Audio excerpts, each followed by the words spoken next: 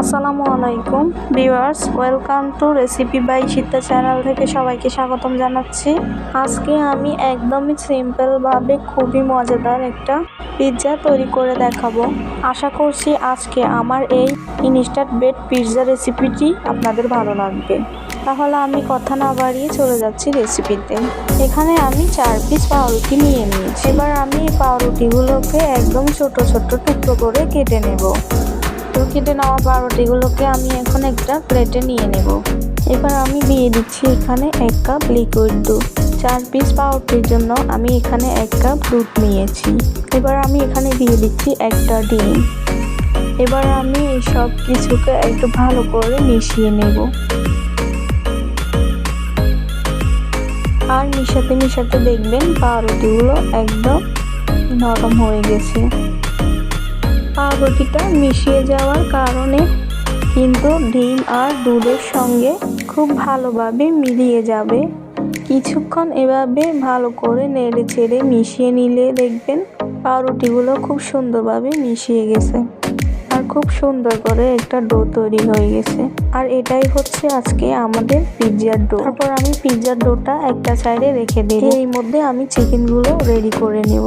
এখানে আমি নিয়ে নিচ্ছি 1 কাপ চিকেন। আর চিকেনগুলোকে আমি একদম ছোট আর কিউব করে কেটে নিয়েছি। এবার আমি দিয়ে দিচ্ছি এখানে 1/4 টিস্পুন আদা বাটা, দিয়ে দিচ্ছি 1/4 টিস্পুন রসুন বাটা, লাল মরিচের গুঁড়ো দিয়ে দিচ্ছি 1/4 টিস্পুন, দিয়ে দিচ্ছি কালো জিরে গুঁড়ো 1/4 টিস্পুন, দিয়ে দিচ্ছি ধনিয়া গুঁড়ো 1/4 টিস্পুন। তারপর আমি দিয়ে দিচ্ছি টমেটো সস 1 চামচ,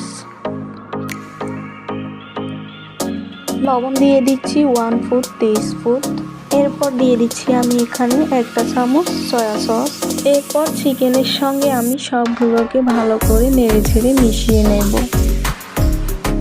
যেহেতু আমি চিকেনগুলোকে ছোট করে কেটে নিয়েছি, তাহলে এগুলোকে আর রেস্টে রাখার দরকার নাই। আমি এগুলো ভালো করে মিশানো হয়ে গেলে সরাসরি ভাজতে চলে যাব। চুলাতে একটা প্যান বসিয়ে দিয়েছি। প্যানটা গরম হয়ে গেলে দিয়ে দিব 1 টেবিল চামচ তেল। তেলটা কিছুটা গরম হয়ে আসলে চিকেনগুলোকে দিয়ে দিব।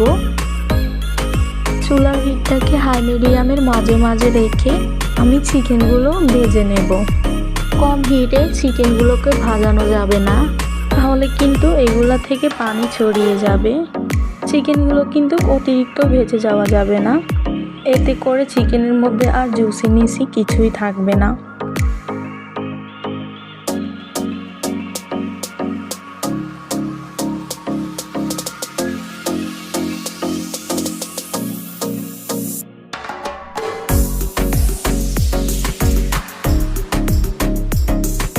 চিকেনগুলোকে আমি 7 থেকে 8 মিনিট পর্যন্ত ভেজে নিয়েছি।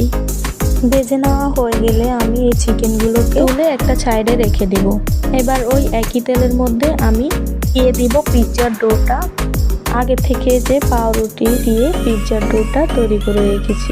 এবার একটা চামচ দিয়ে এই ডোটাকে আমি চারপাশে একটু সমান করে দেওয়ার চেষ্টা করছি।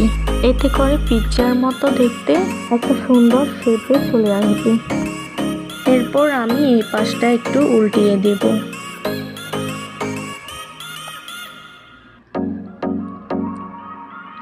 এই পাশ থেকে একটা খুব সুন্দর কালার চলে আসছে।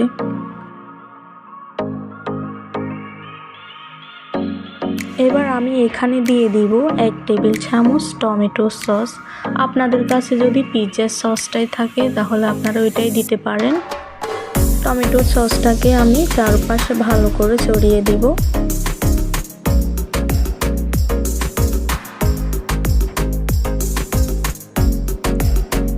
এরপর আমি এখানে দিয়ে দিব 1 টেবিল চামচ চিনি। এর উপরে দিয়ে দিব আমি তৈরি করে রাখা চিকেনগুলোকে চারপাশে ভালো করে ছড়িয়ে দিচ্ছি। এর উপরে আপনারা পিৎজা টপিং হিসাবে খুশি মতো বাড়িয়ে কমিয়ে দিতে পারেন। এরপর টপিং হিসাবে আমি দিয়ে দিচ্ছি পেঁয়াজ কুচি, কাঁচামরিচ কুচি। এগুলোকে আমি একটু কিউব করে কেটে নিয়েছি।